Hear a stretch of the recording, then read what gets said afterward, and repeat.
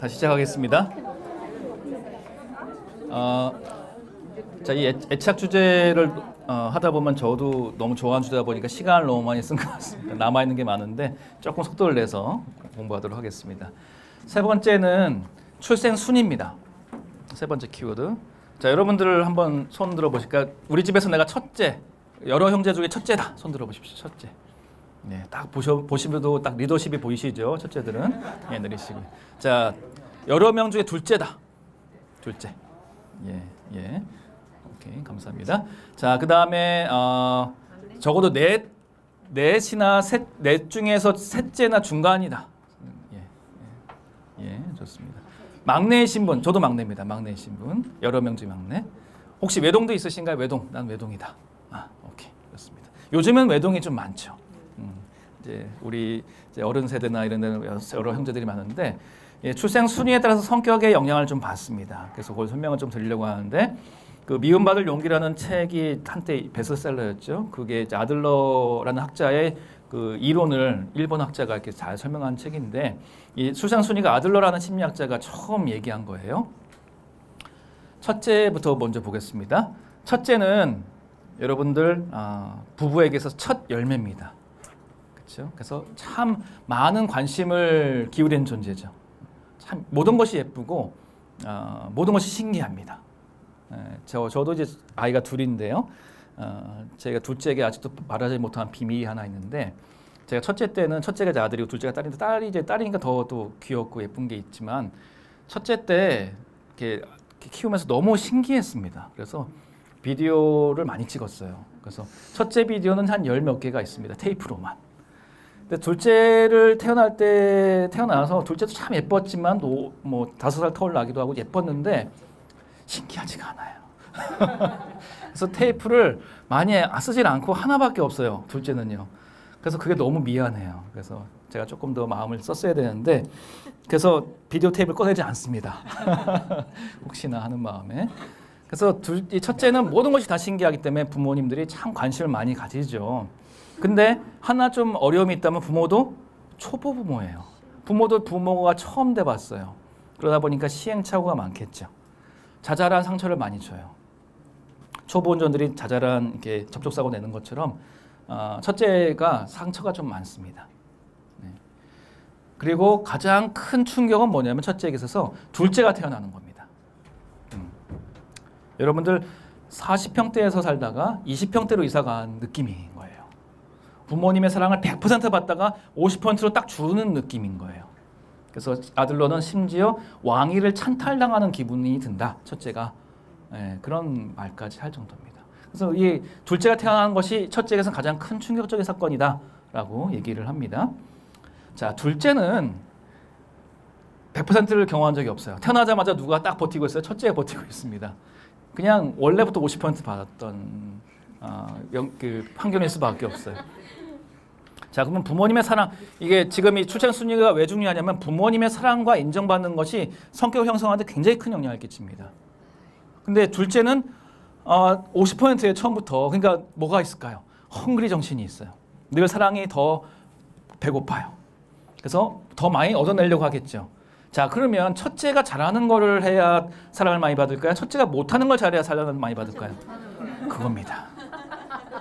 그래서 둘째는 첫째가 못하는 걸 잘합니다. 그래서 첫째와 둘째가 성격이 다를 수밖에 없어요. 차별화가 돼야 사랑을 많이 받거든요. 그러니까 첫째가 공부에 관심 없으면 둘째는 공부 죽으라고 하고요. 첫째가 운동에 좀 빈약하면 둘째 운동 막 이런 거 열심히 하고 그렇습니다. 그럴 수밖에 없어요. 부모님의 사랑은 한정된 자원인데 그걸 더 많이 받아내려면 차별화 정책을 써야 되거든요. 자, 근데 셋째는 딱 태어나자마자 부모님의 사랑이 양분돼 있습니다. 딱 두 산맥이 버티고 있어요. 셋째가 이제 더 이상 끼어들 틈이 없습니다. 부모님의 사랑을 받으려고 하는데 이미 첫째와 둘째가 양분한 상태예요. 그래서 남아있는 레파토리는 착한 것밖에 없어요. 여러분 셋째 딸은 보지도 않고 데려간다는 말씀 들어보신 적 있죠? 착해요. 셋째 딸이. 네. 왜요? 첫째, 둘째가 이미 다 레파토리를 차지하고 있기 때문에 착한 거 외에는 없어요. 그래서 착하게 살고 첫째와 둘째가 싸우면 고자질하고 첫째가 둘째가 싸우면 화해시키려고 하고 그러면 이제 엄마 아빠가 뭐라 그래? 너네 동생 좀 본받아라 이렇게 얘기를 하잖아요. 예. 그러면서 이제 또 그 나름대로 생존 전략을 쓰는 것이죠. 그러면서 또 중요한 것은 첫째와 둘째 중에서 누가 그래도 더 힘이 세요? 아직은 첫째가 세죠. 셋째는 누구한테 붙을까요? 첫째한테 붙습니다. 첫째랑 좀 비슷합니다. 셋째가요. 둘째보다는.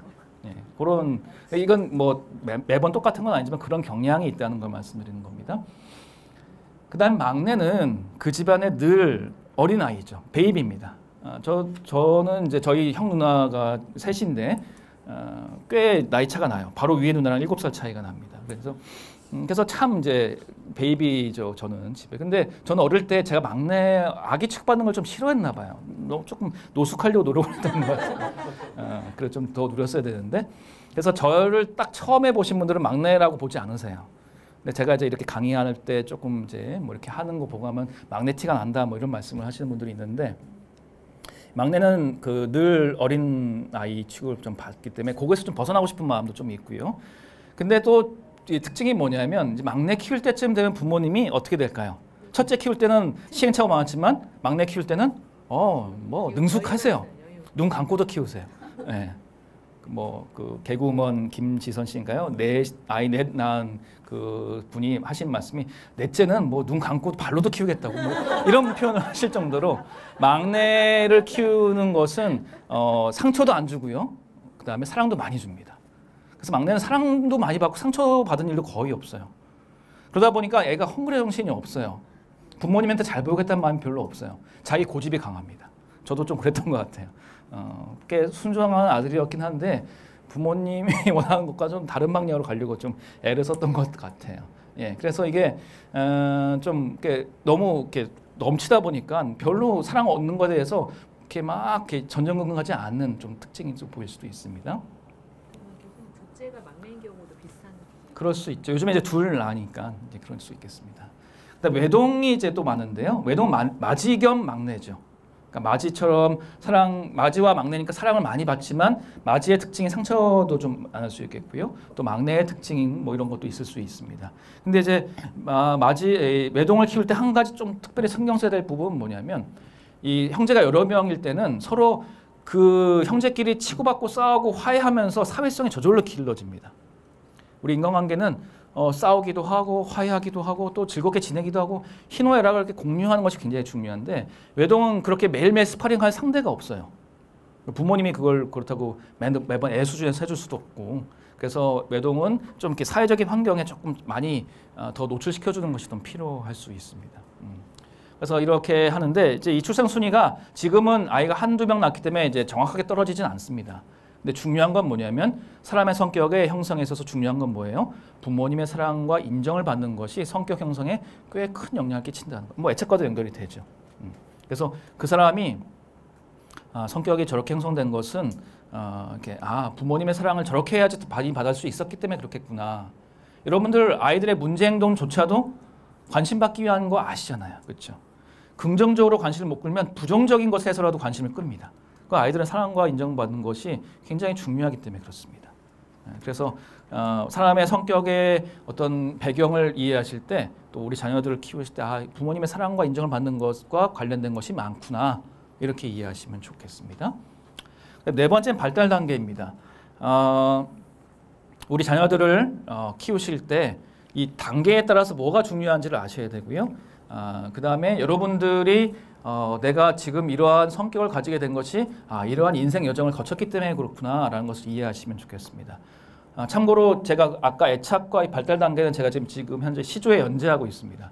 혹시 조금 이제 자세한 내용을 원하시면 시조 올해 거 앞에 3달 2, 3, 4가 애착에 대해서 얘기했고요. 5월 달부터 이제 쭉 발달 단계에 대해서 한 단계씩 얘기를 하고 있습니다. 조금 참고하시면 도움이 될 것 같습니다.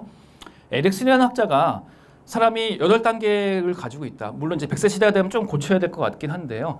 그 8단계 동안에 각 단계마다 키워드가 있는데 그 단계마다 그 키워드를 가지면 행복하다.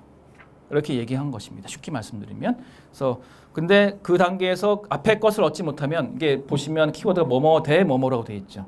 앞에 것을 얻으면 행복하고요. 뒤에 것을 얻으면 불행한 겁니다.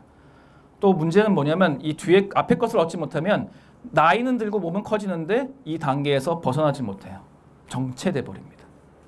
그래서 여러분들 몸은 40대, 50대인데 다른 사람 잘 못 믿고 혼자 뭐 이렇게 자율적으로 못하는 사람들 있죠. 몸은 40대지만 마음은 1살, 2살에 머물러 있는 것일 수도 있어요. 그래서 이런 것들을 이렇게 발달이 잘 돼야 된다는 부분을 말씀드리는 건데 좀 간단한 설명을 드리면 첫 단계는 신뢰감 대 불신감이 가장 중요한 키워드입니다. 첫 1년은 인간만큼 태어났을 때 무력한 존재가 없습니다. 여러분들 말이나 손은 태어나자마자 몇 시간 안에 걷죠. 근데 사람은 걷는 데만 얼만큼 걸려요? 1년이 걸립니다.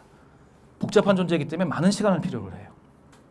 그래서 전적으로 부모님께 의지할 수밖에 없는 사람의 특징이 있는데 그때 부모님이 제때 먹여주고 재워주고 놀아주고 이렇게 하면 아이가 내가 뭔가 아이들은 울음으로밖에 표현을 못하는데 내가 뭔가 울 때마다 원하는 걸 탁탁탁 들어줘요. 그래서 아이는 어떤 느낌이 들까요? 참 세상이 나를 위해서 움직이는구나. 참 세상 살기 좋다. 희망을 가져요. 긍정적이 됩니다. 세상이 날 위해서 움직여주니까.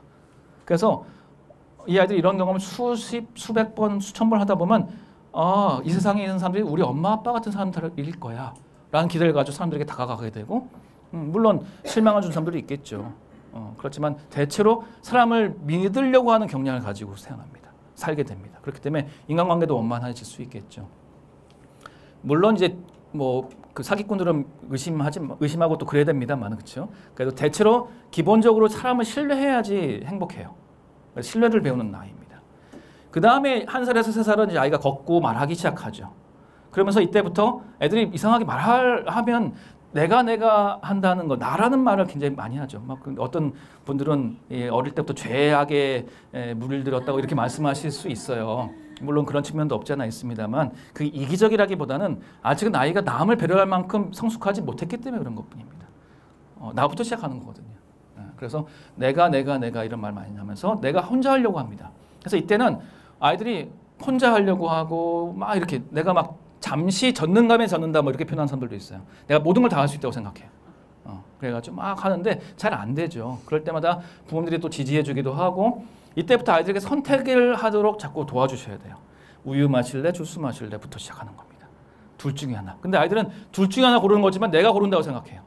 그러면서 자율성과 선택과 책임에 대해서 배우게 되는 것이죠. 근데 이때 아이들이 뭘 자꾸 하려고 하면 네가 뭘 한다고 하니 특히 우리나라 부모들이 이런 부모들이 많습니다. 대신 해주려고 하는 거죠. 헬리콥터 맘 뭐 이런 말도 들어보셨죠. 아이 대신에 다 해주려고 그래요. 그래서 아이가 시행착오 겪는 것을 도저히 눈 뜨고 볼 수가 없어요. 애들 고생하는 걸 못 봐. 그래서 다 대신해 주는 겁니다. 그럼 아이들이 내가 혼자 하려고 하는데 자꾸 엄마 아빠가 더 능숙하잖아요. 엄마 아빠가 나보다 너무 잘해. 그러면 아이들은 어떤 마음이 들까요? 내가 뭐 할 필요가 없네. 나는 뭐 혼자 할 수 있는 게 없네. 이런 마음이 들겠죠. 그래서 자신의 능력에 대해서 회의감을 가지게 됩니다. 의심하게 됩니다.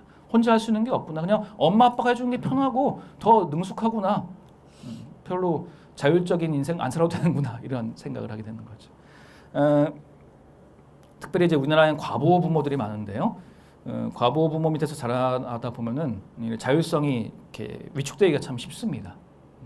엄마 아빠의 결정이 항상 최선이거든요.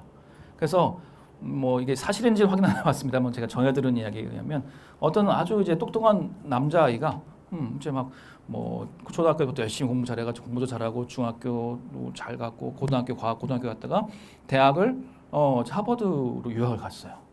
그래서 하버드 딱 마치고 졸업하고 한국에 돌아왔습니다. 공항에서 엄마 아빠가 마주 나왔겠죠. 와 우리 아들 환영한다. 근데 아이 아들 딱 들으면서 하는 말. 엄마 다음에 뭐 해야 돼? 이렇게 물어보더래요. 하버드를 나왔는데 아직도 타율적인 거예요. 엄마 아빠가 대신 나를 위해서 모든 걸 결정해 줬기 때문에 탄탄대로를 걸어왔는데 실패를 경험해 본 적도 없고 혼자 할 수 있는 능력이 없는 아이입니다. 그 얼마나 안 됐어요. 그렇죠? 자, 그다음에 3세, 6세가 되면 아이들의 사회성이 좀 더 넓어집니다. 이제 동네 애들과 어울리고 놀게 되면서 이제는 내가 좀 적극적으로 살려고 싶어하는 주도성을 기우는 아이입니다. 주도성 대 죄책감이죠. 그래서 막 놀 때 자기가 주도하죠. 야, 뭐 나랑 뭐 술래잡기 할 사람 여기 붙어라 막 이렇게 하죠. 자기가 주도하려고 하죠. 골목대장 하려고 하죠. 마트 가서도 따라다니지 않죠. 카트에 앉아있던 그 시절이 그리울 때가 이때가 됩니다. 이때부터는 아이들이 엄마를 아빠를 끌고 어디로 가요? 장난감 코너로 주구장창 가죠. 끌고 가려고 합니다. 적적이죠.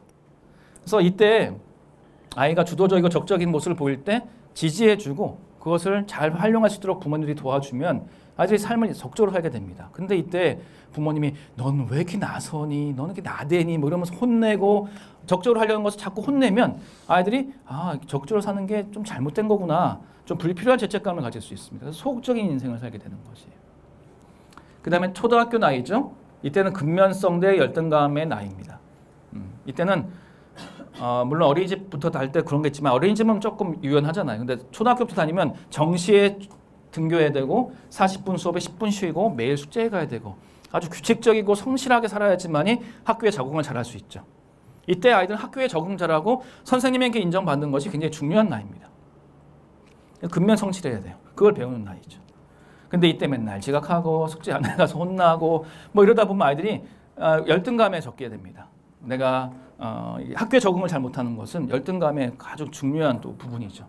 근데 한국은 교육 시스템에서 공부 잘하는 아이들만 학교에 좀 유리하게 돼 있는 것이 없잖아 있죠. 이게 조금 바뀌어서 아이의 재능마다 다 인정받는 그런 시스템으로 조금 더 풍성해질 필요가 있는 것 같은데 공부 머리가 없으면 막 이제 이렇게 조금 밀려나는 그런 느낌을 좀 받기가 쉽죠. 그래서 그런 것들이 열등감의 근원이 될 수도 있습니다.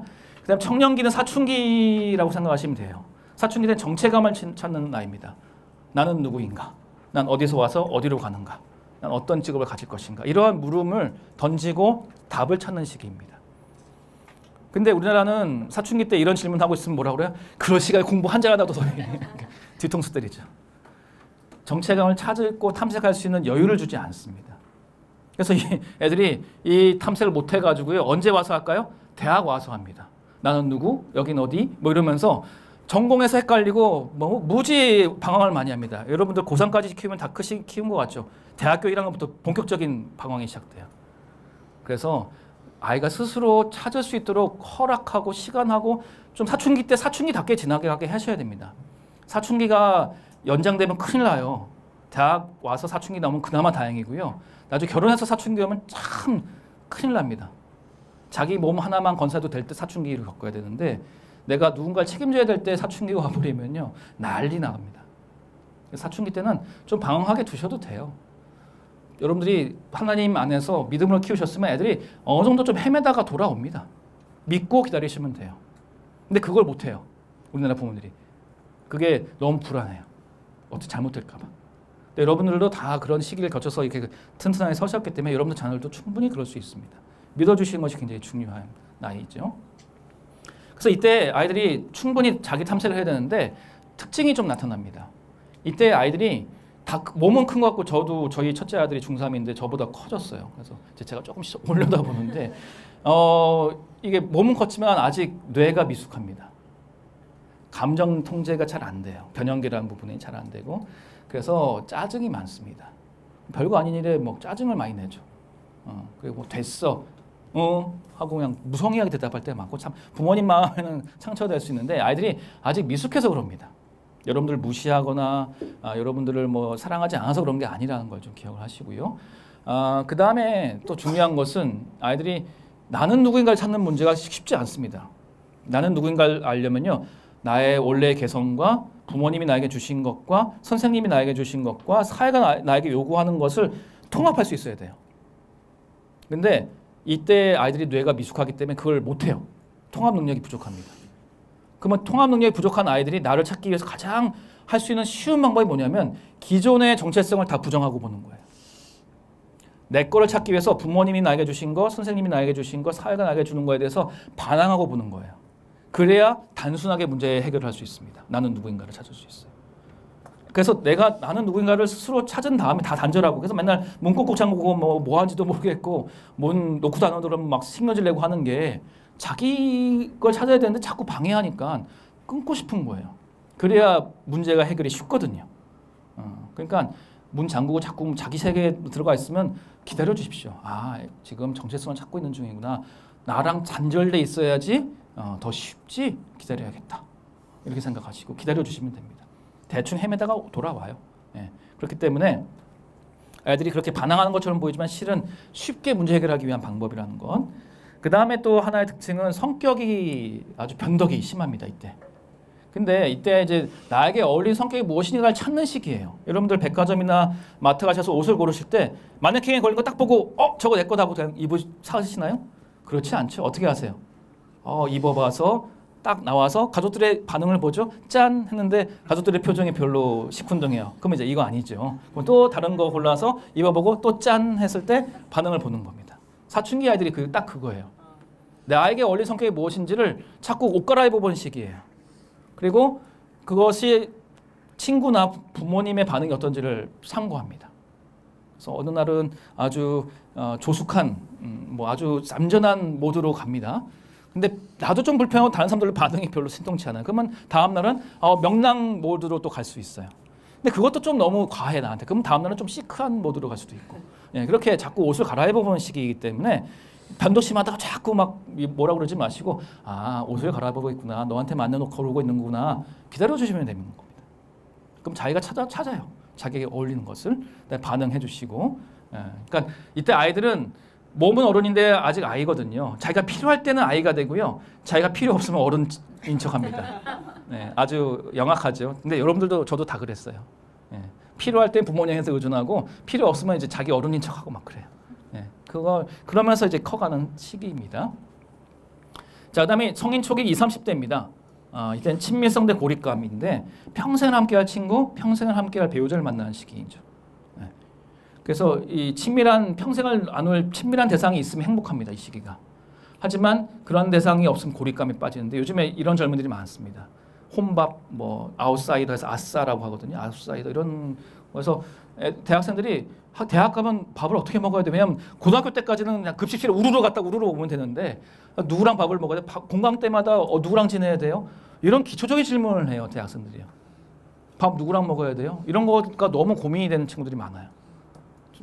시대가 달라지고 있습니다. 그래서 그런 친밀성에서 어려움이 있고요. 제가 며칠 전에 이제 성심리란 과목을 계절학기로 가르쳤는데 이제 기말고사 문제 당신이 결혼하고 싶은 이유 혹은 요즘에 비혼자들도 많으니까 결혼하고 싶지 않은 이유를 적으셔야 했는데 9명이 수강했는데 8명이 결혼하고 싶지 않다라고 적었어요. 예.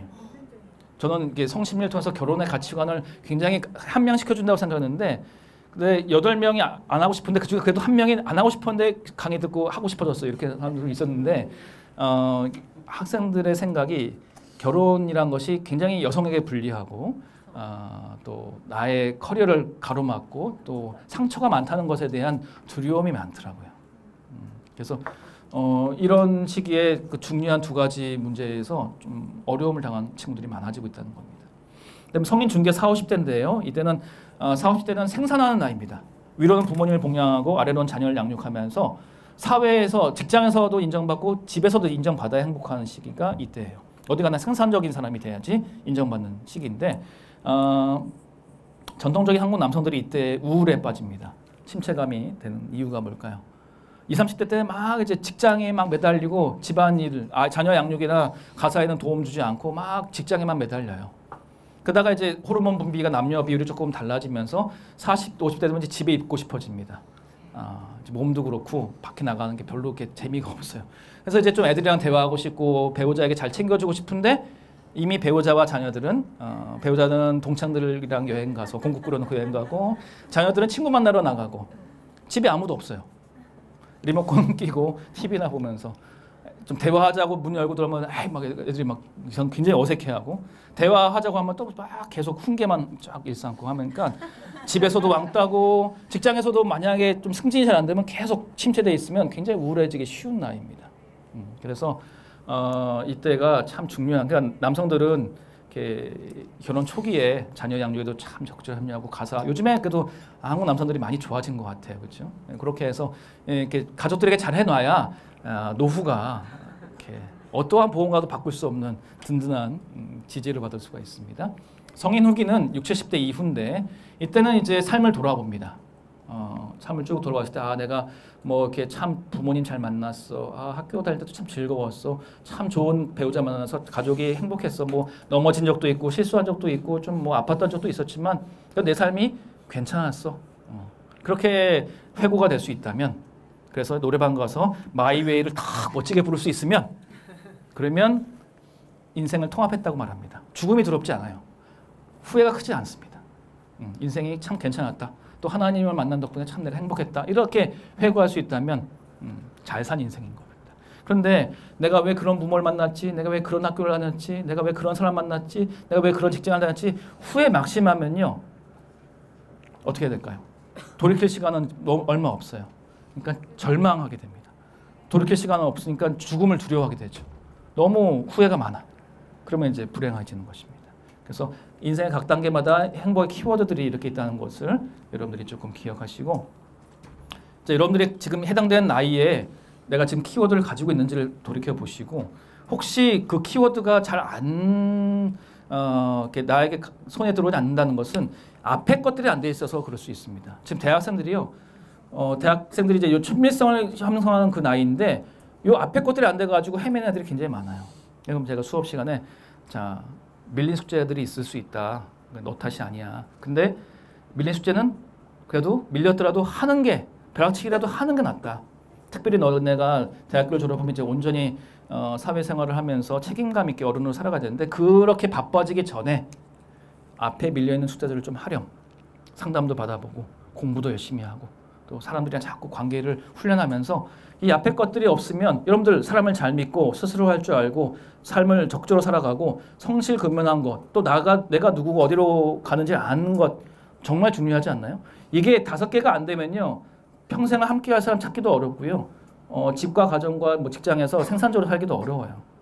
그래서 이 앞에 5개가 굉장히 중요한 뭐 다 알고 있는 건데 이게 알고 있는 것과 체득되어 있는 건 달라요. 그래서 내 인생이 지금 뭔가 좀 삐걱거리고 행복이 잘 안 오는 것 같다라는 마음이 드신다면 이 앞에 것들이 내가 잘 갖고 있나를 돌아보시는 것이 필요하고 자녀들도 마찬가지입니다. 자녀들도 이런 것들이 안 돼 있다면 좀 이렇게 스스로 좀 이렇게 깨달을 수 있으면 좋지만 이게 사람이 좀 조력자가 있으면 훨씬 빠릅니다. 그래서 상담이 꼭 정신적으로 문제가 있어서만 받는 게 아니고요. 이러한 코치 같이 좀 부족한 것들을 찾아서 보강하는 것도 상담에서 참 많은 도움을 받을 수 있습니다. 네, 그런 것들을 하실 수 있다면 좋겠다 생각이 들고요. 그다음 5번째 성격입니다.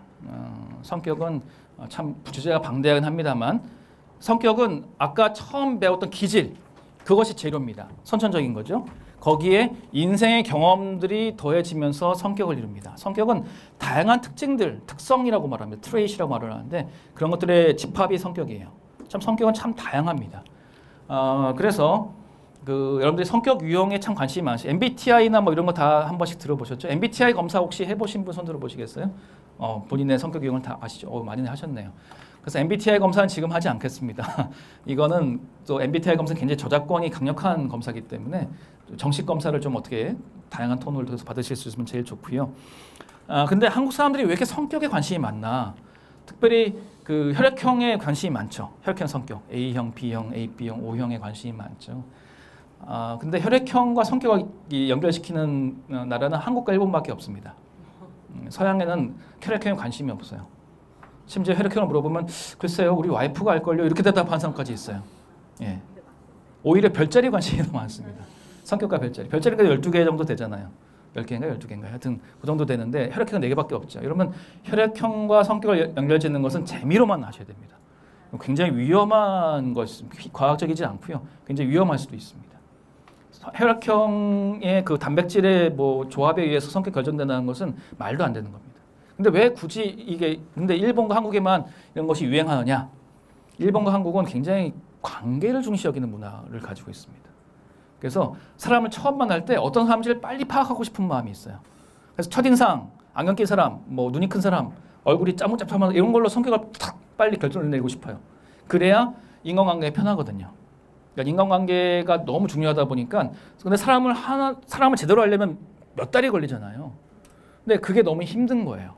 그래서 한두 가지만 갖고 그 사람을 빨리 판단할 수 있으면 인간관계에 도움이 되기 때문에 그런 것에 일본 사람과 한국 사람이 관심이 많습니다. 근데 이것이 조금 자칫 잘못하면 그 실은 나치가 유태인들을 학살할 때 그 세웠던 것 중에 순수 혈통주의가 있거든. 게르만 민족의 혈통주의인데 게르만 민족의 A형이 많습니다. A형이 우수한 혈액형이라고 말을 했었어요. 동양인들이 B형이 많고요. 남미는 인구의 60-70%가 O형입니다. 남미의 60-70% O형이면 다 O형 성격일까요? 아니에요. 말도 안 되는 겁니다. 이거는 혈액형과 성격을 연결짓는 건 굉장히 위험할 수 있습니다. 이렇게 인종차별주의까지 가질 수 있는 위험한 요소입니다.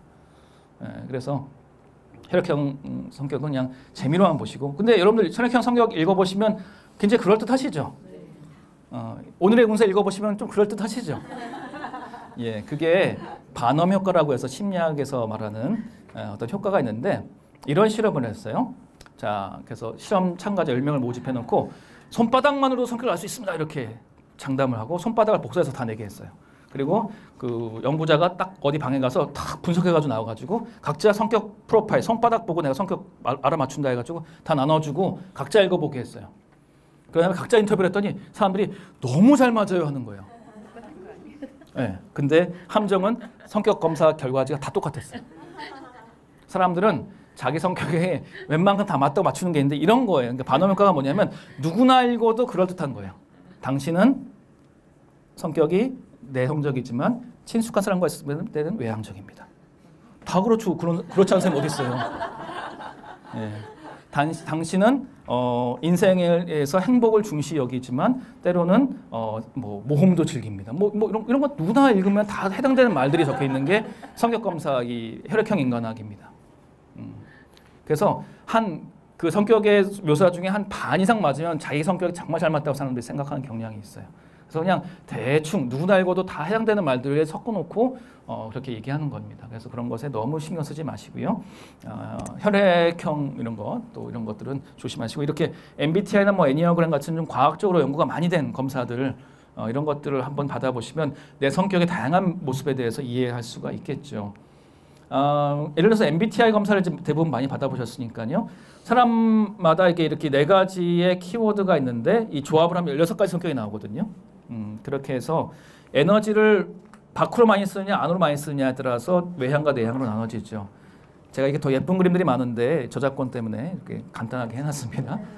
외향적인 사람들은 사람을 만날수록 힘이 나는 사람들이고요. 내향적인 사람들은 사람을 만날수록 힘이 좀 빠져요. 그래서 혼자 있는 시간이 필요한 사람들입니다. 그래서 겉으로 보기엔 외향적인 사람들이 굉장히 에너지가 많아 보이지만 실은 내향적인 사람들이 인간관계할 때 에너지를 굉장히 속으로 많이 써요. 외향적인 사람들은 그냥 아무 생각하지 않고 사람에게 다가가는데 내향적인 사람들은 저 사람이 나를 어떻게 생각할까? 내가 이렇게 행동하면 저 사람이 어떻게 반응할까? 이걸 다 계산하느라고 너무 에너지를 많이 써요. 그래서 한국 사회는 외향적인 사람들에게 좀 유리한 부분이 없잖아 있어서 좀 사교성을 키우라 이런 말 많이 할 수 있는데 실은 내향적인 사람들이 또 강점이 많습니다. 그 설문조사를 해보면 당신의 친구의 이름을 적으셔야 하면 외향적인 사람들이 친구 명단에 많이 올라가요. 근데 당신의 진정한 친구가 누군지를 적으셔야 하면 내향적인 사람들이 탑을 찍습니다. 내향적인 사람들은 친구의 고민을 잘 들어주고 진실하게 반응하거든요. 그러니까 진짜 친구라고 사람들이 더 많이 생각하는 거죠. 실제로 정치 지도자다, 지금 정치나 뭐 여러 가지 분야에서 지도자들의 성향을 파악해봤을 때 내성적인 사람들이 훨씬 지도자들이 더 많습니다. 예. 저도 내성적인 편입니다. 이렇게 막 말 잘하는 것 같죠? 집에 가면 말 한마디 안 합니다. 예, 그런 사람, 이렇게 밖에서 말 다 했기 때문에 집에 가면 좀 충전의 시간이 필요한 사람입니다. 그래서 내성적인 사람들이 더 리더십을 많이 발휘할 때가 있고 사람들을 배려하는 것이 더 크기 때문에 사람들이 더 따르는 부분도 있는 것이에요. 그래서 내향과 외향이 다 장단점이 있다는 것입니다. 그 다음에 정보를 오감에 의존해서 많이 받아들이느냐 어떤 통찰력을 중시 여기냐에 따라서 달라질 수 있고 판단할 때 합리적인 생각에 의해서 판단하느냐 감정, 마음이 끌리는 대로 판단하느냐 이건 사람들이 굉장히 차이가 크죠. 이제 부부들을 보면 주로 에너지 방향이 좀 반대이고 판단 기능이 반대일 때가 좀 더 많습니다. 부부들이 만날 때 이 키워드가 다 다르면 조금 많이 힘들고요. 한 2개 정도 갖고 2개 정도 달라야지 좀 적절한 것 같아요. 너무 똑같으면 재미없어요. 너무 다 다르면 너무 힘들고요. 좀 다를 거 다르고 비슷할 거 비슷해야지 또 조합이 나오는 것 같습니다. 그 다음에 생활을 할 때 빨리빨리 판단하냐 최대한 유보하고 좀 우유부단하게 이렇게 하려고 하느냐 이런 걸로도 좀 성격이 나아질 수 있는데 뭐 이렇게 조합에 의해서 합니다. 근데 이 MBTI 검사가 참 재밌어요. 조합에 의해서 16가지가 나오는데 맹점은 뭐냐면 우리나라에 ISTJ가 인구의 3분의 1이 ISTJ가 나옵니다. 그러니까 16가지 유형 중에 그렇게 성격 유형이 많음에도 불구하고 한국 인구의 3분의 1이 ISTJ는 이것도 좀 문제가 있는 거예요. 그러니까 이게 매우 조합이 합리적이긴 한데 성격을 다 말해주지 못한다는 겁니다. 그래서 심리검사는 여러분들이 100% 정확하다고 생각하지 마시고 참고사항으로만 하시면 좋습니다. 자, 그 다음에 남녀차인데요. 이건 실은 이제 자녀 교육을 할 때는 좀 해당이 좀 덜 될 수 있겠습니다만 그래도 기본적으로 좀 이해하시고 또 부부관계에서의 또 이해를 위해서 조금 아셔야 될 것 같아서 좀 몇 가지만 짚고 또 넘어가겠습니다. 남녀 차이가 있습니다. 그러니까 차이가 있다고 차별한다는 전혀 다른 말이죠. 여러분들 사과와 배 중에 어느 것이 더 낫습니까? 취향에 따라. 그렇죠. 취향에 따라. 그렇죠. 사과도 좋고 배도 좋은 거예요. 사과와 배가 다르다고 해서 사과보다 배가 우월하다고 말하는 것이 아니죠. 남자와 여자가 다르다고 해서 남자가 우월하거나 여자가 우월하다는 말이 아닙니다. 그걸 잘 이해를 하시고 이것은 특별히 뇌의 차이가 있습니다. 이건 태어날 때부터 차이가 있어요. 한 6, 7개월 된 아이들 대상으로 실험을 했어요. 그래서 엄마가 이렇게 장난감 망치를 가지고 같이 놀아주고 있다가 일부러 엄마가 장난감 망치로 손가락을 칩니다. 그리고 아야야 하고 아파해요. 그럼 여자애들은요 그 아픔에 동참을 합니다. 표정이 같이 변하고요. 그다음에 막 엄마를 쳐다봐요. 엄마가 막 아파하면 같이 인상이 찌그러지다가 엄마가 좀 울면 같이 우는 아이들까지 있어요. 근데 남자아이들은요 엄마가 아프다고 하면 멀뚱멀뚱 쳐다봅니다. 6, 7개월 된 아이들이에요. 선천적인 거예요 이거는. 그리고 이 상황에 어떻게 대처할지 몰라요. 그래서 씩 웃는 아이들도 있어요. 엄마가 아프다고 하는데 웃거나 아니면 장난감 갖고 다시 막 장난감 갖고 놀아요. 엄마가 막 아프다고 눈앞에 보여주면 막 밀어내요. 어떻게 할지 모르니까 나는 신경 안 쓰고 싶다 이런 거죠. 그래서 여성의 뇌와 남성의 뇌가 공감형 뇌를 여성의 뇌를 공감형 뇌라고 하고 남성의 뇌를 체계화형 뇌라고 합니다. 태어날 때부터 차이가 있어요. 이거는 전체 인구의 약 70에서 15% 정도는 이 정도 차이가 있습니다. 남성인데 여성의 뇌를 가지고 있구나. 여성인데 남성의 뇌를 가지는 인구도 20, 30%는 있어요. 그런데 대체로 여성은 공감 쪽이 발달되어 있고 남성은 체계화 쪽이 발달되어 있다는 것입니다. 그리고 여성은 좌뇌와 우뇌가 활발하게 교류합니다. 좌뇌와 우뇌가 연결되어 있는 다리가 있어요. 뇌량이라고 하는데 여성이 남성보다 그 뇌량의 두께가 15%에서 20% 두껍습니다. 그러니까 남성은 좌뇌와 우뇌가 정보 교류가 2차선이면 여성들은 6차선인 거예요. 활발합니다. 대화를 할 때 남성들은 언어를 관장하는 왼쪽 뇌만 빨개지는데 여성들은 오른쪽 뇌도 같이 빨개져요. 잘못 걸린 전화가 와도 한 10분, 20분 통화하실 수 있잖아요. 그렇죠? 예. 근데 남성들은 그런 거 잘 못합니다. 공감을 타고나지 못했어요. 그래서 상담 공부하신 분들 보면 대부분 여성이죠. 또 이런 교육 오시면 대부분 여성이죠. 목사님들이나 이렇게 뭔가 내가 리더가 되기 위해서 이렇게 공부하시는 거지 이런 거에 끌려서 오신 분들은 없습니다. 제가 서울삼일 중학교나 뭐 이렇게 학부모 교육하면 다 어머니들만 오세요. 아버지들은 안 오십니다. 예, 그게 이렇게 공감을 잘 못하는 부분이 남성들이 타고나요. 그렇기 때문에 우리 여성들이 남성을 이렇게 보실 때 조금 이제 약간 부족한 존재로 보시고 좀 이렇게 불쌍하게 여기져 주셔야 됩니다. 왜냐하면 여성들이 공감이 워낙 뛰어나고 언어 능력이 뛰어나기 때문에 남성들이 그걸 따라올 수가 없어요. 그러니까 여러분들이 몇 수 접어주셔야 돼요. 그래야지 이렇게 눈높이가 맞습니다. 바둑 둘 때 젖바둑 두는 것처럼 몇 점 깔아주고 하셔야 돼요. 그걸 남성이 나의 수준에 올라오게 하는 건 불가능합니다. 제가 이렇게 상담 공부하고 이런 거 딱 말하고 다녀도 저도 안 돼요. 그래서 그런 것들을 좀 이해해 주시면 얼마나 좋을까. 그래서 어떤 차이가 나냐면요. 남성과 여성이 아이들 키울 때도 마찬가지입니다. 아이들 키울 때도 아들한테 뭐 이렇게 엄마가 설거지하면서 뭐 딱 시키잖아요. 아들은 안 들려요. 근데 우리들은 내 말을 무시했다고 화가 나기가 쉬워요. 왜 그러냐? 남성들은 컴퓨터 옛날 컴퓨터 보시면 한 번에 명령 하나씩밖에 입력하지 못하는 프로그램이 있어요. 그 도스라고 하는데 남성은 한 번에 하나씩밖에 못합니다. 여성들은 윈도우예요. 여러 개의 명령을 띄워놓고 동시에 할 수 있어요. 설거지하면서 통화하면서 아이가 뭐 하고 있는지 다 모니터링이 되시죠. 그게 이 뇌가 활발한 정보를 교류하고 있고 여성이 시각이 넓습니다. 그래서 이렇게 멋있는 남자가 지나가도 고개를 돌리지 않고 볼 수 있어요. 근데 남성들은 시각이 좁기 때문에 사냥하던 뭐 그런 기질이 또 있어서 그런지 몰라도 멋있는 여성이 지나가면 고개가 돌아갈 수밖에 없어요. 시각이 좁아서요. 예, 그런 특징이 있어요. 그래서 여성들은 동시다발적인 일이 가능해요. 운전하면서 화장도 하실 수 있어요. 근데 남성들은 그걸 못합니다. 그래서 남성이 뭐 하나에 딱 집중하고 있을 때는요, 말하면 안 들려요. 무시하는 게 절대는 아닙니다. 뉴스 보고 있을 때, 신문 보고 있을 때, 뭐 하고 있을 때는 이렇게 말을 하고 여보 저기 음식물 써서 좀 버리고 와, 안 들리는 거예요. 무시하는 게 아닙니다. 그래서 그럴 때는 어떻게 하셔야 되냐면 딱 가셔서 여보 눈 보고 아이 컨택 하시고 딱 부탁하시면 예스 맴 하고 딱 갔다 오게 돼 있어요. 남성들은 자기가 사랑하는 여자가 배우자가 다르게 부탁하면요 들어주려고 의무감을 가지고 하는데 안 들리는 것뿐이에요. 그러니까 남성 수준에서 이렇게 눈 보시고 이렇게 탁탁 치고 집중 해가지고 이렇게 말씀해 주셔야 돼요. 그래야지 들립니다. 그런 게 좀 차이가 있어요. 더군다나 이 언어 생활에 있어서 남성들은 단어장입니다. 여러분들 단어 외워보셨죠? 단어장의 특징은 단어 하나의 뜻 하나죠. 근데 여성들은 통역관입니다. 매우 뉘앙스가 풍부합니다. 단어 하나에도 다양한 뜻과 뉘앙스가 풍부해요. 그러니까 남성들은 말을 들으면요 액면 그대로 받아들이는 특징이 있습니다. 막 여러분들 부부싸움 하시다가 막 너무 이렇게 서글프고 너무 이렇게 화가 나시면 이럴 거면 우리 헤어져 이렇게 말을 하실 때 있죠. 그럼 남성들 그걸 헤어져로 받아들입니다. 그러면 이제 이혼은 위기구나. 이혼을 하게 되면 어떻게 하지? 서류를 어떻게 써야지? 이런 거 생각하고 있어요, 남성들은. 여성들은 그만큼 서운하고 그만큼 상처받았다는 얘기인데 남성들은 그 말을 액면 그대로 받아들여요. 그렇기 때문에 여성들이 단어장인 남성들에게 말을 하실 때는 좀 수준을 낮춰서 얘기해 주셔야 됩니다. 마치 외국인에게 한글 밥 먹었어요? 이렇게 하듯이 남성들에게도 아주 이렇게 정확하게 이렇게 좀 수준을 낮춰서 말씀해 주셔야 돼요. 남성이 그 뉘앙스를 따라올 거라고 기대하지 마십시오. 불가능합니다. 그런 남성들은요 매우 위험한 남성일 수 있습니다. 너무 로맨틱하고 너무 여성의 대화법에 능한 사람들은 카사노바일 수 있어요. 좀 적절하게 무심해야지 좋은 남자입니다. 너무 로맨틱한, 심지어 어떤 게 있냐면 제 초등학교 동창인데 전 깜짝 놀랐어요. 그 초등학교 동창이 건너 얘기 들었는데 뭐 스토커 죄로 걸렸다는 거예요. 그래서 무슨 일이냐 했더니 이 애가 여성과 데이트하는데 뭐 정말 로맨틱하게 했어요.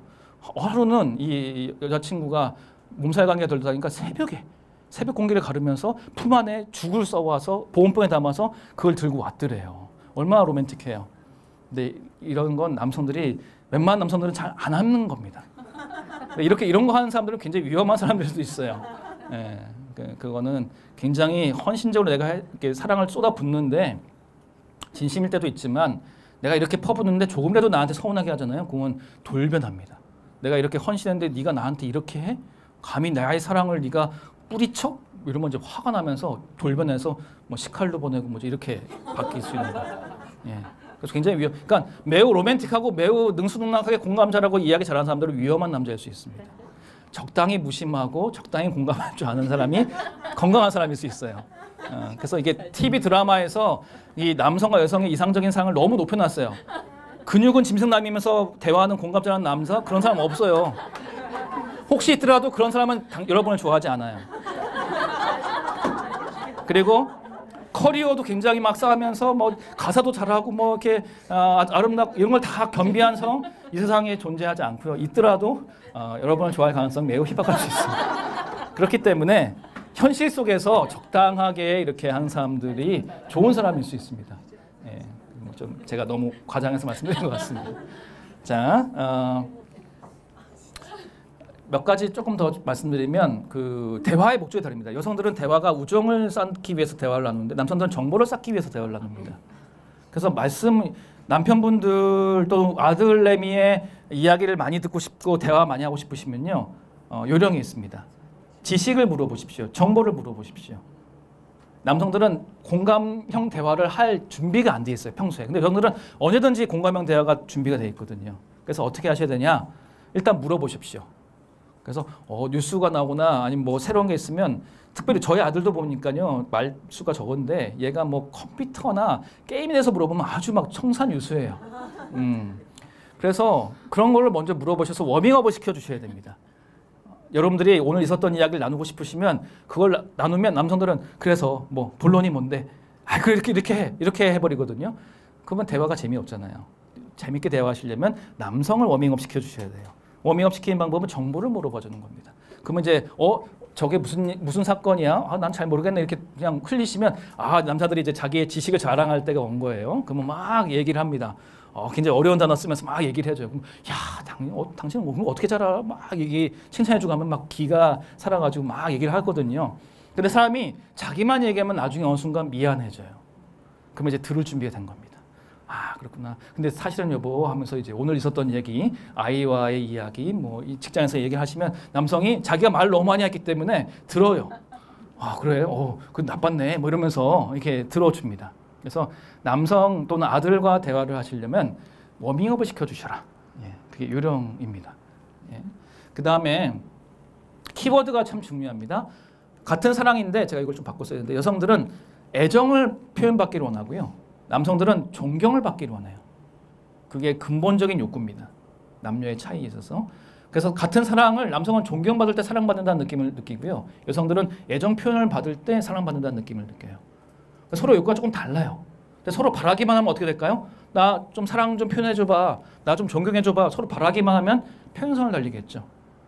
이럴 때는 누군가 먼저 손을 내밀어야 됩니다. 남성이 먼저 애정 표현을 해주면 감동받아서 남편을 존경하게 돼 있습니다. 여성이 먼저 존경을 해주면 남성은 감동받아서 애정을 표현하게 돼 있습니다. 특별히 남성들은 좀 아이 같은 거 아시잖아요. 아들이에요. 근데 아들로 생각하지 마시고 남편도 아내를 어머니로 생각하면 안 됩니다만은 좀 아이라고 생각하시고 남들 앞에서 칭찬을 해주시면 참 좋아요. 그게 존경하는 방법입니다. 아이들 앞에서 남들 앞에서 남편 자랑을 하십시오. 그러면 남편이 자기가 그렇게까지 안 하는데 막 그렇게 칭찬해주면 너무 미안하면서도 기분이 쏘아서 어깨가 으쓱해지면 막 꽃도 사오고요. 막 그 음식물 쓰여도 알아서 버리고요. 이렇게 돼요. 가장 어리석은 분이 남들 앞에서 남편 욕하시는 분이에요. 그런데 부부가 서로 욕하고 막 싸우면 그 모임이 참 재밌어지죠. 근데 그 부부는 서로에게 치유할 수 없는 비수를 던지는 겁니다. 특별히 남성들은 남들 앞에서 그게 어떤 그런 험담 내지는 그런 거 하는 거 굉장히 깊은 상처를 갖게 돼요. 그래서 아무리 남편이 불만족하시더라도 두 분이 있을 때만 그렇게 싸우시고요. 남들 앞에서는 칭찬을 해주십시오. 그래도 우리 아빠가 좀 무심해 보여도 참 이런 잔정이 있어. 이런 식으로 얼마든지 긍정적으로 해석하실 수 있잖아요. 그러면 남편이 그 말 들으면 이게 더 열심히 하겠다는 마음이 들거든요. 그래서 절대로 남들 앞에서 뭐 아내도 그렇고 남편도 그렇고 서로의 욕을 하지 않는 것이 정말 중요합니다. 그 분위기를 띄우기 위해서라도 절대로 하지 마십시오. 그다음에 그 부부싸움 할 때 이렇게 말하는 요령인데 여성들은 말하면서 정리하고 남성들은 정리한 뒤에 말합니다. 그러니까 남성들은 여성들이 부부싸움 할 때 말할 때 액면 그대로 받아들이시면 안 돼요. 그만큼 서운하다는 얘기구나. 한 귀로 듣고 한 귀로 흘리라는 얘기는 아니고 그만큼 서운하구나. 근데 그게 액면 그대로 받아들이지 마시고 그만큼 서운하고 지금 정리한 중이구나라고 생각하십시오.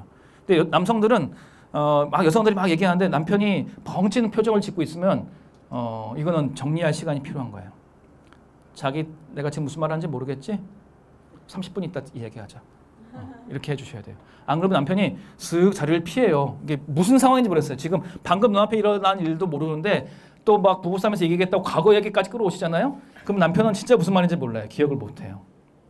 그렇기 때문에 뭔가 벙찐 얼굴을 하고 있으면 타임아웃을 좀 주셔야 됩니다. 좀 정리한 다음에 얘기하시면 훨씬 서로가 해결할 수 있는 대화를 할 수 있습니다. 부부싸움으로 뭘 이기려고 하지 마십시오. 남편, 아내 이겨서 뭐 하시게요? 그리고 부부싸움 하실 때는 교전수칙. 절대로 과거 이야기 꺼내지 마십시오. 지금 일어난 상황만 얘기하십시오. 그래야 돼요. 남자들은요. 지금 일어난 상황도 잘 몰라요. 근데 과거 얘기까지 꺼내오면요. 이거 감당이 안 돼요. 그러면 피하게 되고요. 상처만 받습니다. 그래서 방금 일어난 사안에 초점을 맞춰서 하시면 좋다. 그리고 뭐 여성들은 기대를 그러니까 몇 수 접어주시고 알아서 이렇게 저거 참 옷 예쁘다 이렇게 흘리지 마시고요. 저거 참 예쁘네. 나 다음 생일 때 꼭 사줘. 이렇게 해주십시오. 남성들은 옷 예쁘네. 예뻐 하고 너무 잊어버려요. 어깨가 아프네. 파스 발라 하고 끝나요. 어깨가 아픈데 자기가 다시 이게 설거지해주고 좀 해주면 안 돼. 이 얘기를 뉘앙스로 해석이 안 됩니다. 그래서 조금 서운하지만 직접 부탁을 해주시고요. 그래야 알아듣습니다. 남성들은요. 또 남성들은 너무 또 눈치 없게 하지 마시고 저 말의 뒷면의 의미는 뭘까를 좀 고민하시고 여성의 어휘 세계를 연구를 좀 해보실 필요가 있어요. 예, 그런 게 좀 필요합니다. 자, 그다음에 욕구의 차이가 있습니다. 윌리엄 글래서라는 학자가 5가지 인간에게 기본 욕구가 있다라고 얘기를 했는데 소속의 욕구, 사랑과 소속의 욕구라고 합니다. 능력과 성취의 욕구, 자유의 욕구, 즐거움의 욕구, 생존의 욕구 5가지 기본 욕구가 있는데 사람들이 5가지고 다 있긴 한데 사람마다 좀 더 우선이 되는 욕구가 다릅니다. 우리 교인 중에 생존의 욕구 강하신 분들이 많아요. 뉴스타트 건강법을 굉장히 중시 여겨서 잘 먹고 잘 자고 뭘 먹고 이렇게 하는 걸 굉장히 중시 여기는 분들이 있는데 그런 분들이 자유가 욕구가 강한 배우자를 만나면 서로가 너무 힘듭니다. 뭐 자유의 욕구인 사람은 뭐 그런 걸 이렇게 신경 써, 그렇죠? 그냥 잘 먹고 잘 소화시키면 되지, 뭐 이렇게 서로가 욕구가 다른 것뿐이거든요. 그 다음에 사랑과 소속의 욕구가 강하신 분들은 늘 사랑을 확인받고 싶어하는데 능력과 성취를 지향하는 사람들은 그것이 중요하지 않거든요. 밤새 일을 해서라도 막 하는데. 그러니까 사랑과 소속의 욕구가 강하신 분들은 밤새 옆에서 같이 누워서 도란도란 얘기하고 싶은데 그 능력과 성취를 중시하는 건 그 시간을 아껴서라도 내가 뭔가를 해내야 되는 사람입니다. 그러니까 서로가 욕구가 다르다 보면 이렇게 오해가 많을 수가 있겠죠. 근데 그게 이제 물론 여러 가지 좀 너무 일이 중독되거나 사랑에 중독되면 문제가 있겠지만 이게 사람마다 욕구가 중시하는 것이 다를 수 있다는 것을 기억하시고 상대방 뭘 중시 여기는가 자유, 뭐 즐거움을 추구하는 사람도 좀 다를 수 있고요. 뭐 즐겁게 노는 것을 중시하는 사람인데 그러니까 능력과 성취를 중시 여기는 사람 즐거움을 추구하는 사람 보면 노는 것처럼 보여요. 배짱이처럼 볼 수 있어요. 근데 배짱이가 나중에 대박 터뜨릴 때도 있잖아요. 그러니까 서로의 욕구가 다른 것뿐이구나를 이해하시면 또 도움이 될 수가 있습니다. 메슬로우라는 학자가 욕구에는 단계가 있다라고 말을 하는데 우리가 흔히 이제 5단계만 알고 있어요. 생리적 욕구, 안전 욕구, 소속과 사랑의 욕구, 그다음에 자존감의 욕구, 자기 실현의 욕구 이렇게 하는데 이제 메슬로우가 후기에 요 3개를 더 추가하면서 8단계로 얘기를 했습니다. 사람이 일단 배가 부르고 잠을 잘 수 있어야 됩니다. 그게 가장 기본 욕구예요. 그래서 잠을 잘 먹고 잘 잘 수 있으면 잘 먹으면 배가 부르면 등 따시게 안전하게 거하는 것을 더 추구하게 됩니다. 그래서 배가 부르고 등이 따시면 비로소 사랑에 대해서 생각하게 돼요. 그다음에 사랑에 대해서 생각하게 되면 사랑받는 사람들 속에서 존경받고 싶은 욕구가 생깁니다. 자존감의 욕구가 존경까지 포함되는 거예요. 그러면 비로소 지식을 추구하고 싶은 욕구가 생깁니다. 그러니까 아이들이 공부를 열심히 하게 만들려면 이 앞에 4단계가 충족돼야 돼요. 그래야 지식을 추구하게 됩니다. 자존감이 높아야 돼요. 그 다음에 지식을 추구하다 보면 이걸 조금 더 아름답게 표현하고 싶어지는 욕구가 생겨요. 미적인 욕구가 생기고요. 결국 그걸 통해서 나의 잠재력을 최대한 발휘하고 싶어지고 조금 더 나이가 들면 그거를 초월적인 대상과의 관계 또 뭔가 인류를 품는 것에 대한 생각 이런 것으로 발전하게 된다라고 얘기를 했습니다. 물론 이게 정말 이 단계대로 뭐 발전하는 건 아닐 수도 있습니다만은 사람마다 욕구가 이렇게 다를 수 있다는 것을 기억하시고 이 사람에게 뭐가 가장 중요한 욕구일까 이런 이해의 마음을 가지시면 도움이 될 수가 있겠죠. 그다음에 귀인입니다. 귀인은 그 사람의 행동의 원인을 따지는 것이 귀인인데 사람이 자기의 행동의 원인을 따질 때와 다른 사람의 행동의 원인을 따질 때가 좀 다릅니다. 그래서 그 남이 하면 불륜이고 내가 하면 로맨스 뭐 이런 것들이죠. 자기에게 유리하게 해석하는 경향이 있는데 귀인은 크게 2방향이 있습니다. 성향 탓과 상황 탓이 있습니다. 내가 잘하면 성향 탓을 합니다. 내가 열심히 해서 공부 잘한 거야. 내가 머리가 좋아서 공부 잘한 거야. 근데 내가 불리한 거를 얻게 되면 상황 탓을 합니다. 내가 늦은 건 저기 차가 빌려서 그랬어. 이렇게 얘기합니다. 그런데 다른 사람이 잘한 걸 보면 웬일이니? 뭐 이렇게 생각해요. 근데 다른 사람이 못하면은 성향 탓을 생각합니다. 쟤는 시간관념이 없어서 늦었어. 이렇게 얘기를 할 때가 많죠. 그래서 타인의 행동에 대해서는 특별히 이건 어떤 실수나 잘못을 했을 때입니다. 내부기인을 하는 경향이 있고 자기 행동에 대해서는 외부기인하는 경향이 있습니다. 아이가 스마트폰 하는 걸 보면 애가 공부에 대해서 생각이 없고 막 중독인 것처럼 보이는데 내가 스마트폰 하는 걸 정보를 찾는 거예요. 그렇죠? 그 교감하고 관계망을 넓히는 겁니다. 그렇게 생각하기 쉽다는 거예요. 그렇기 때문에 우리가 나에 대해서 귀인할 때는 조금 더 겸손할 필요가 있고 다른 사람들에 대해서 귀인할 때는 혹시 상황이 그런 게 없었을까를 보시는 것이 중요할 수 있습니다. 또 이제 방어적 귀인이라고 해서 잘 되면 내 탓, 못 되면 조상 탓을 하는 것이 있는데 이건 이제 우리의 자존심을 유지하기 위한 방법이긴 해요. 이게 너무 심하면 좀 이렇게 착각하고 살 수는 있겠습니다만은 근데 이게 어느 정도는 필요해요. 우리가 행복하려면 약간 착각하고 사셔야 됩니다. 너무 정확하게 보시면 우울해져요. 실제로 우울증 환자들은요 굉장히 완벽주의적이고 정확한 사람들이 많습니다. 너무 정확하게 보려고 하다 보니까 힘든 거예요. 조금 착각하면서 살아야 돼요. 여러분들 집에 있는 여러분들의 배우자가 이 세상에서 최고로 아름다운 사람은 아니에요. 인구 70억 중에 여러분들의 배우자가 1등은 아니잖아요. 그냥 한 20억 등 정도 할 거예요. 그렇죠? 근데 그거는 사실이지만 내 마음의 진실은 뭐야? 언제나 넘버원이에요. 그렇죠? 그러니까 이 내 배우자가 이 세상에서 최고라고 착각하면서 살아야지 행복하지. 우리 배우자는 내 아내는 내 남편 20억 등이야 생각하면 우울해질 수밖에 없어요. 그래서 조금 착각하면서 긍정적인 착각이라고 말을 합니다. 그래서 참 우리 가족, 우리 교회는 최고야 이렇게 생각하면서 살아야지 행복합니다. 우리 교회는 왜 이 모양일까? 우리 가족은 왜 이 모양일까? 자꾸 이렇게 부정적으로 바라게 보게 되고 너무 사실대로 보게 되면은 우울해지기가 쉬워요. 그렇기 때문에 그런 것들은 그래서 우리 아이들의 어떤 모습에 대해서 우리 아이가 참 잘해내고 있다. 사춘기인데 뭐 저 정도면 괜찮지. 참 건강하게 잘 크고 있구나. 이 정도만 해도 감사하고 그렇게 하시면 아이가 그렇게 긍정적으로 보는 부모의 기대에 또 부응하게 돼 있습니다. 그런 것들도 좀 기억하실 필요가 있습니다. 양육 태도는 어제 여러분들이 배우셨죠. 이제 그 같은 맥락입니다만은 제가 하나만 좀 말씀드리면 아까 말씀드린 것처럼 우리나라에는 과보 부모가 많습니다. 여기에는 조금 애매해요. 근데 과보 부모들이 어떤 특징이 있냐면 그래서 그걸 양가형이라고 지금 이름 불러야 된다 이렇게 말하는 사람들도 있는데 사랑은 많이 줘요. 그렇죠? 사랑은 많이 주는데 또 강요도 많이 해요. 그러니까 어떻게 보면 권위적이고 민주적인 부모의 형태일 수 있어요. 사랑도 하고 훈육도 줘야 되거든요. 근데 사랑도 많이 주는데 그 사랑이 좀 과보적인 사랑을 주고요. 그 다음에서도 공부에 대해서는 매우 계획된 어떤 대로만 해야 된다는 강요를 많이 합니다. 그래서 이 우리나라 부모에게 나타나는 조금 독특한 모습이에요. 그래서 이 유형으로는 구분이 안 되는 유형인데 이게 젊은 부모들도 그렇고요. 이게 사랑은 많이 주는 것 같고 근데 또 권위 이런 어떤 공부에 대해서는 굉장히 강요를 많이 하는 이 두 가지 모습이 공존하는 모습들이 꽤 많습니다. 근데 아이들은 그거에 굉장히 헷갈린 메시지가 될 수 있다는 걸 기억하시고요. 하지만 우리가 어제 여러분들이 배우신 것처럼 사랑과 훈육이 애정과 훈육이 적절해야 됩니다. 이게 왜 중요하냐면은 하나님의 사랑은 자비와 공의가 공존해 있죠. 아이들에게 하나님의 어떤 눈에 보이는 하나님은 부모님입니다. 부모님이 하나님의 사랑을 잘 대표하려면요. 사랑과 훈육, 애정과 훈육을 잘 겸비하고 있어야 돼요. 옛날에는 엄부자모라고 해서 아빠는 엄하고 엄마는 자애로워야 된다고 얘기했는데 이제는 그 말이 요즘은 부모님이 아버지, 어머니 둘 다 엄함과 자애로움을 겸비해야 됩니다.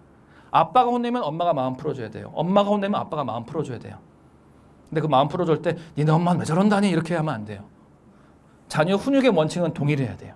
그런데 그 배경을 설명해주고 아이의 마음을 이렇게 다독여주는 역할을 한쪽이 해야 된다는 것이죠. 그래서 사랑과 훈육을 겸비해야 되는 것이 부모됨에 있어서 참 중요한 모습입니다. 그것이 하나님의 자비와 공의가 공존하는 모습을 잘 대표하는 아주 엄숙한 의무일 수도 있습니다. 그래서 그런 것들을 우리가 잘 하는 것이 참 중요하겠다라는 것이죠. 그래서 마지막으로 우리가 이해하는 삶이라고 제가 좀 말씀을 드리는데 나를 이해하고 우리 자녀를 이해하고 다른 사람을 이해할 때 차이점을 이해하는 것이 굉장히 중요합니다. 다르다가 틀리다가 아니라는 거 말씀드렸죠? 차이점을 이해하면 우리가 더 행복해질 수 있습니다. 그다음에 이 차이점이 좀 눈에 거슬리긴 해요. 근데 상대방을 좋아하면 차이점이 매력이 됩니다. 여러분들 집에 있는 그 배우자분이 참 눈에 거슬리는 게 많죠. 근데 여러분들 참 이렇게 소름 끼치는 게 뭐냐면 그게 눈에 거슬리는 그 모습이요. 연애할 때는 여러분들이 그렇게 좋아했던 모습일 수 있어요. 사람의 성격에는 동전의 양면이 있습니다. 좋은 면과 나쁜 면이 동전의 양면일 때가 많아요. 여러분들의 배우자가 지금 참 우유부단해서 참 싫으실 때가 있죠.